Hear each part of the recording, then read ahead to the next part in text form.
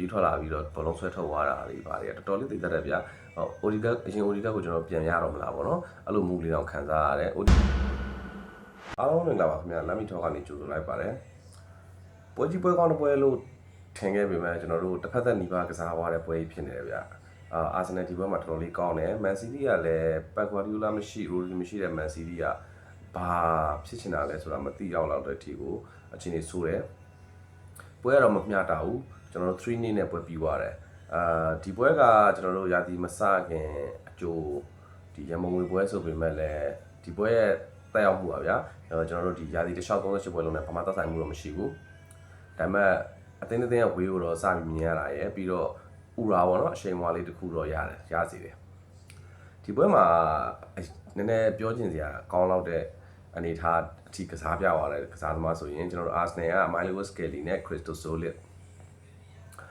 Milo Skelly ကစားတာလေးကတော်တော်လေးသိတတ်တယ်ဗျဒီ player လေးကို Arsenal ရောင်းစင်းတင်တယ်လို့သတင်းကြတာတော်တော်လေးနှမျောမိတယ်မရောင်းတော့မရောင်းလောက်ဘူးလို့လည်းမျှော်လင့်ပါတယ်ဗျညကလည်းဒီပွဲမှာလည်းကစားသွားတာတော်တော်လေးကောင်းလို့လည်းဗျအဖွင့်ကိုဖန်တီးပေးသွားလိုက်တဲ့အလုံးမှာဆိုရင်လည်းဘန်ဝိုင်းသူ့ကိုပေးလိုက်တဲ့ဘောလုံးဒီအဲ့လိုတခါတည်းတမ်းမထိန်မဲနဲ့အဲ့လိုနှစ်ယောက်ကြားထဲကနေဖိတ်ရင်းပြပြီးတော့မှဒီ Club Fury ထွက်ပြေးမဲ့ပြေးလန်းတဲ့ကိုအဲ့လိုကိုဖန်နေမှုတသက်ရဲ့လောက်သွားတာကတော်တော် level မြင့်တယ်ဗျအဲ့ဒါဆိုလို့ရှိရင်ဒါ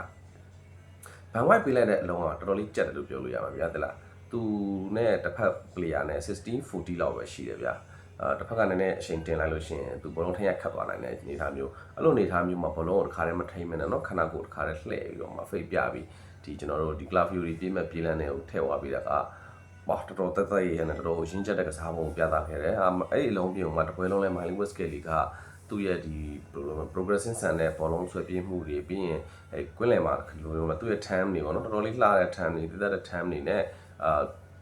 တစ်ဖက်တဲ့ကွင်းလယ်ကိုအသာစီးရအောင်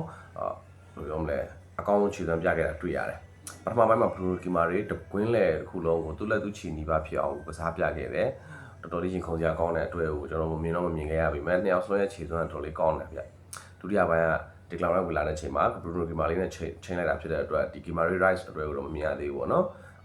နောက်တစ်ယောက်ကကြတော့ကျွန်တော်ဒီ Crystal Solid အဖွင့်ကိုခေါင်းတိုက်ပြီးတော့ဖန်တီးပေးတယ်နောက်ပြီးတော့ကျွန်တော်ဒီ Martin Odegaard သွင်းမဲ့ကို area တွေကိုတော်တော်လေးတက်ရတဲ့ pass တစ်ခုတော်တော်လေးရင်းကျက်တဲ့ pass တစ်ခုပေးပြီးတော့ဖန်တီးပေးတယ်ကစားပုံက drive အရန်ဆန်တယ် drive attack တော်တော်လေးကစားတာတွေ့ရတယ်ပြီးတော့မလိုအပ်ပဲဝေးမနေဘူးဗျာတော်တော်လေးကိုဒီ